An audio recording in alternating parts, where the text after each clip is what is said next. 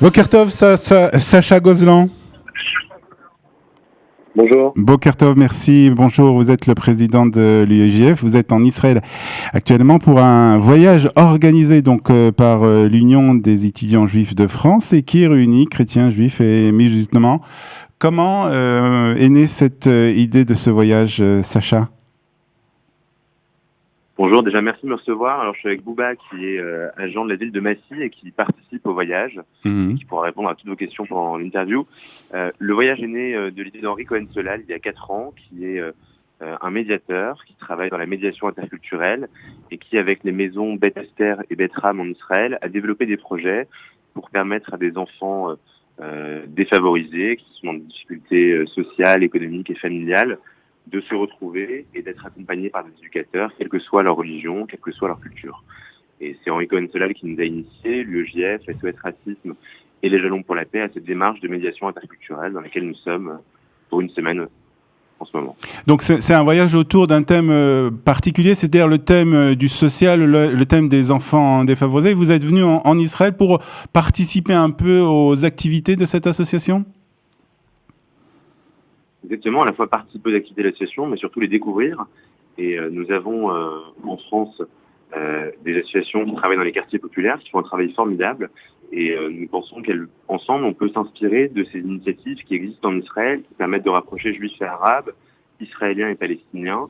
Et plutôt que d'avoir la tentation d'importer ou d'instrumentaliser le conflit israélo-palestinien en France, au contraire, essayer d'importer ce type d'initiative. Alors, parlez-nous un peu des participants. Je crois que vous avez dit que vous avez un des participants qui est à vos côtés. On sera très heureux de parler avec lui dans quelques instants. Parlez un peu de ces participants, d'où ils viennent, comment ils ont été choisis, ou comment eux, ils ont choisi de participer peut-être à ce voyage. Il y a des étudiants juifs, membres de l'UEJF, qui sont investis dans ce dialogue interculturel. Il y a aussi des militants de SOS Racisme et de la FACH, le syndicat étudiant. Et puis, il y a des éducateurs, des travailleurs sociaux, des personnes qui accompagnent des jeunes en difficulté ou qui font de l'insertion sociale, qui travaillent en Île-de-France essentiellement. Et Bouba est l'un d'entre eux.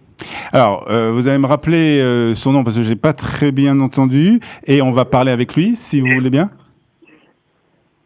Bien sûr. Oui, bonjour.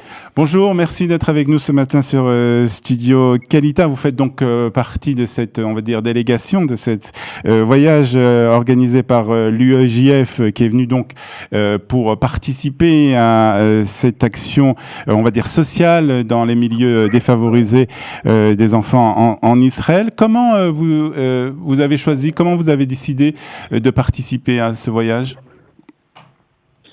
Déjà, merci à vous de nous accueillir dans votre émission. Et, avec plaisir.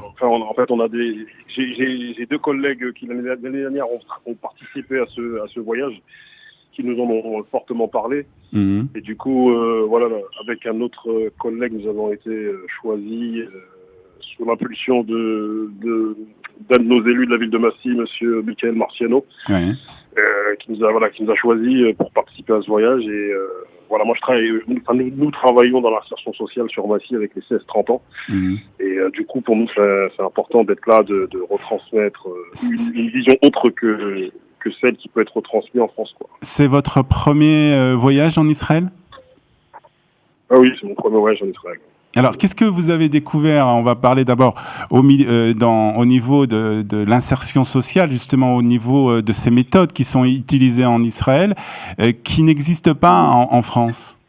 Est-ce que vous avez découvert des différences ? Est-ce qu'il existe des différences dans ces méthodes ? Il y a des différences dans la mesure où comment dire, toutes les populations qui résident en France ne sont pas forcément toutes celles qui résident en Israël. Bien sûr. Donc voilà, il y a des différences, c'est-à-dire que dans l'approche, dans la manière d'approcher la jeunesse ou les moins jeunes avec lesquels nous travaillons, il y a effectivement des différences. Après, ce qu'il y a vraiment de différent, c'est il y a un brassage ici qu'on ne soupçonnait pas. Voilà. D'accord. Ce brassage entre gens qui parlent différentes langues, différentes cultures, l'arabe comme. Voilà, les différentes cultures aussi. L'anglais, Est-ce différentes cultures.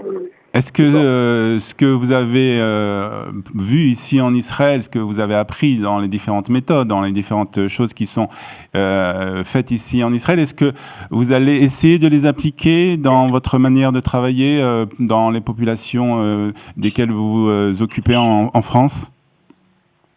Oui, bien. En effet, ouais, on va s'en inspirer. Ouais. En rentrant, on va les retransmettre ce que nous avons vu et on va s'en inspirer. Ça va beaucoup nous apporter dans notre travail. Alors, c'est votre aussi premier voyage, vous nous l'avez dit, en Israël. Vous avez découvert un pays que vous ne connaissiez pas. Est-ce que vous avez été surpris ou ça ressemblait plus ou moins à ce que vous attendiez et ce que vous entendiez d'Israël dans les médias en France? Non, j'ai été surpris. Après, en amont, bien sûr, avec l'UEJF, on a eu des réunions où on nous a expliqué la manière dont les choses se passent ici, mais j'ai été surpris par comment dire, par la manière dont les gens vivent ici et ensemble. J'ai été surpris par ça. On va vous souhaiter une bonne journée et vous allez repasser Sacha pour terminer cette interview. Merci en tout cas d'avoir été ce matin sur Studio Kalita. Et Sacha Gozlan, vous êtes donc le président de l'UEJF. Quel est le sentiment? Je crois que c'est pratiquement la fin de ce voyage. Quel est le sentiment à la fin de ce voyage, Sacha? Nous avons le sentiment qu'il y a encore beaucoup de choses à faire, que nous avons été ensemble dans une expérience formidable dans laquelle nous avons appris à dépasser beaucoup de nos représentations, nous étudiants juifs sur le monde des quartiers populaires et puis j'imagine les éducateurs avec lesquels nous sommes partis sur Israël, le conflit israélo-palestinien et différentes populations qui vivent dans ce pays. Donc le sentiment d'une expérience qui démarre entre nous.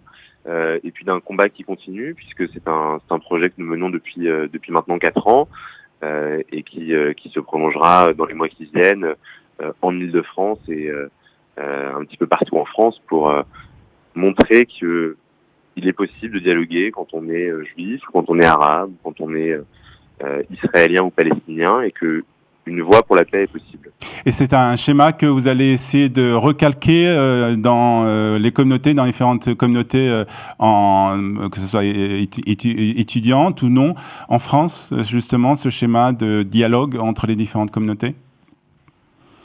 Oui, bien sûr, c'est ce qu'on fait déjà lorsqu'on accueille à l'occasion de la fête de Sukkot des habitants de quartiers populaires, qu'on organise Sukkot expliqué à nos potes à Aubervilliers, par exemple, où pendant plusieurs soirs, nous proposons aux habitants de la ville de Bervilliers de se rendre sous la souka et de partager un dîner ensemble pour expliquer un petit peu ce qu'est le monde juif, ce qu'est la fête de Sukkot, et de casser un petit peu les représentations qui peuvent exister dans ces villes-là, à la fois parce que la communauté juive est tentée par le repli communautaire et identitaire en raison de la montée de l'antisémitisme, mais aussi parce que pour les personnes qui ne sont pas juives, les synagogues, les centres communautaires sont perçus comme des lieux cloisonnés dans lesquels il est impossible de rentrer. Donc ouvrir ces lieux-là, permettre la rencontre et la favoriser, c'est aussi ce que nous ferons dans les prochains mois avec toutes ces associations.